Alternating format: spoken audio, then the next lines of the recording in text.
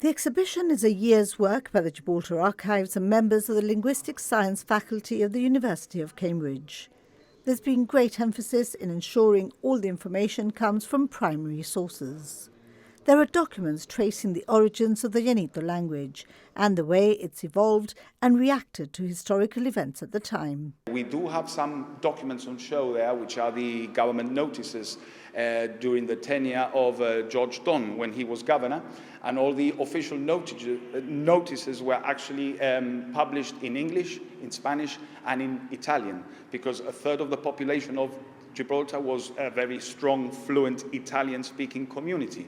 So those are the actual descendants that actually came originally from the Genoese. And then, of course, we had Spanish television. We grew up with Spanish television. There must have been an element of snobbery as well. It was the officers and the garrison who spoke English.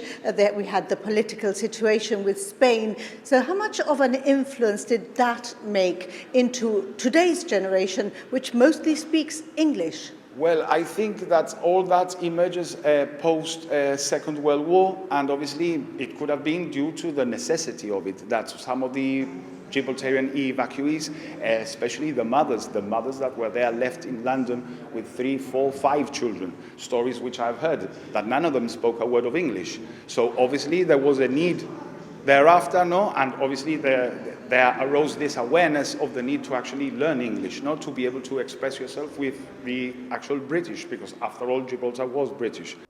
It's difficult to explain language in an exhibition, but this exhibition does it well. What is Llanito? How do Gibraltarians code switch? Is it Spanish, or even worse, bad, lazy Spanish? No, it's just our form that we have this ability to actually code switch, and it's quite fascinating, the point of view from the linguistics department of Cambridge and their take on it. They actually have come to the more or less conclusion that we have both vocabularies, and obviously the word that comes quicker to you is the one that comes out. So it's the quickest to react, really. And the origin not necessarily from the Spanish, a lot, as you say, from the Genoese, from the Portuguese? From the Genoese, from the Portuguese, so there's a mixture of everything, all incorporated into the language, and there are some words which we are now actually learning, and we are now determining where the actual origins are from. So one of the things that you have here as well is that to keep the Llanito alive, it has to be spoken. People need to carry on speaking it.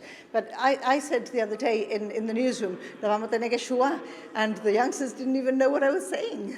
Absolutely, that's one of those famous words. No, I quite remember playing in the patios when I was young, and when things got a little bit out of hand, or where there were 2 teams, in order to restore order back in the actual play area, no, we would say the famous words, "Purish, vamos un plom."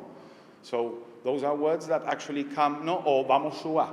No, these are the words that we actually used when we were going to make up teams, especially when we're going to have a football game and we wanted to have the teams to be sort of evened out. No, so vamos sua los equipos, and that's how we would go about this. But obviously the generation nowadays are totally oblivious to that sort of lingo that we used to use back in our days in the patios. Yeah. And with the loss of El Patio and with cultural and political developments comes the loss of many of the old sayings. There's no doubt that Llanito is a generational thing. For the older Gibraltarians, it's emotive and nostalgic, describing a past era. It's therefore their responsibility to pass it on and ensure future generations recognise it as part of their heritage.